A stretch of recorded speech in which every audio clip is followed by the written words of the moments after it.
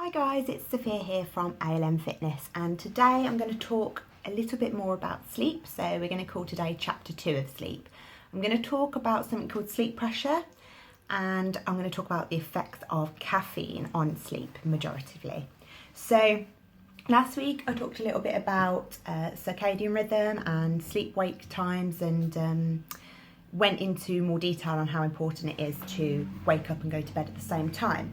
So, and your circadian rhythm on your sleep cycle. Now, the second factor that influences your sleep cycle is something called sleep pressure. And this is a build-up of a chemical called adenosine in the brain. It increases with every waking minute. So from the time you wake up to the time you go to bed, adenosine will be building up in your brain, creating this sleep pressure, which creates this urge to go to sleep. Now, this urge generally peaks about 12 to 16 hours after you have woken up, and it's what forces us in the evening to start powering down, and it increases the desire to sleep. It starts turning down all of those waking regions of the brain, and it starts turning up all of the sleep-inducing regions. So one way to counteract this, or to stop it in its tracks, is to have an intake of caffeine. Now, caffeine coats the receptors in the brain that receive the adenosine and therefore the signals that you want to go to sleep. By doing so, you feel more awake.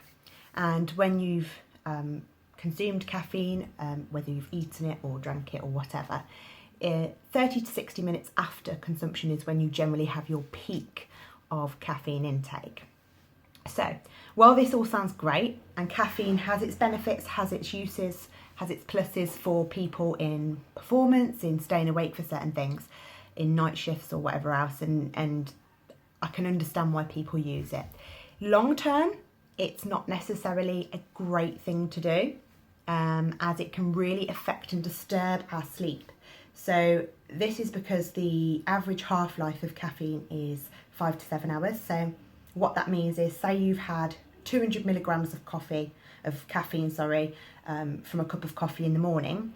It takes 5 to 7 hours for your body to break down and get rid of half of that caffeine. So say you've had it at 6 in the morning, it's taken until probably 12, 1 o'clock to have half of that caffeine left. So, and then your body's still got to get rid of the rest of that caffeine. So as you can see, if you're having coffee at 4 o'clock in the afternoon, you'll probably still got half of that caffeine in your system at 11 o'clock at night. So not very conducive for sleep.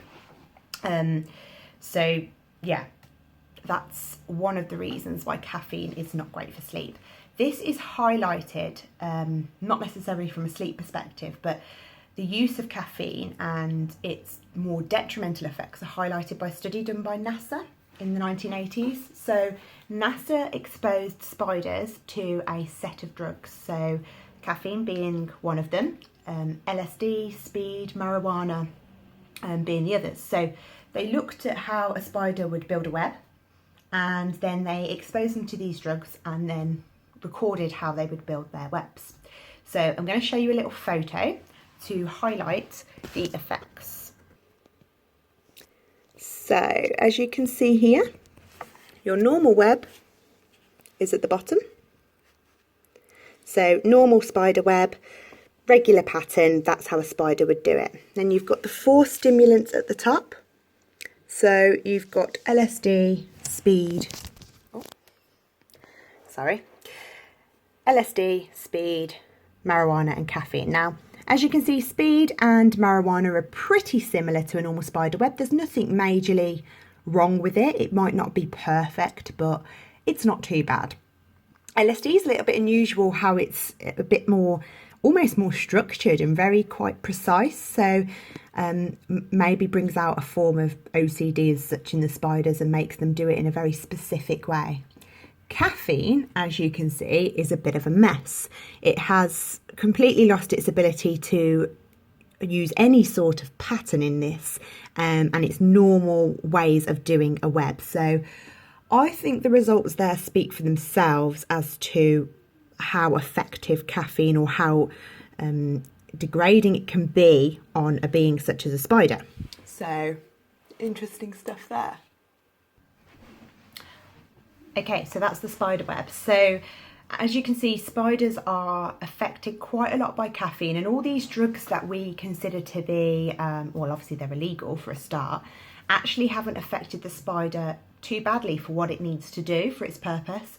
But the one thing that we expose ourselves to and our children to and everybody to on a regular basis and really think nothing of is having a huge detrimental effect on that spider's ability to perform its everyday work that it has to do.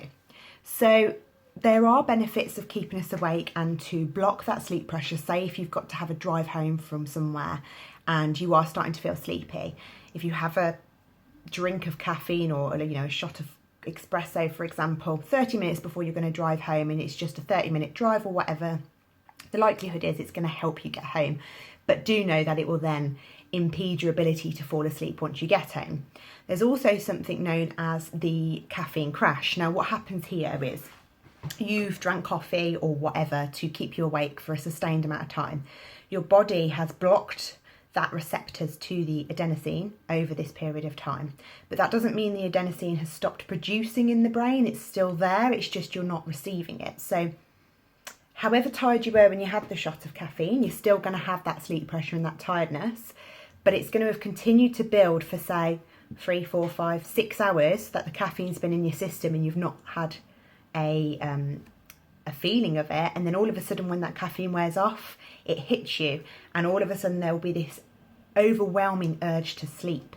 Now, if you're doing night shifts, this is not desirable because it means you are going to need this caffeine to keep you awake. You're going to have this dependency cycle where you're going to drink caffeine and then it's going to take a certain amount of time to get out your system, but by the time it does, you might need more caffeine.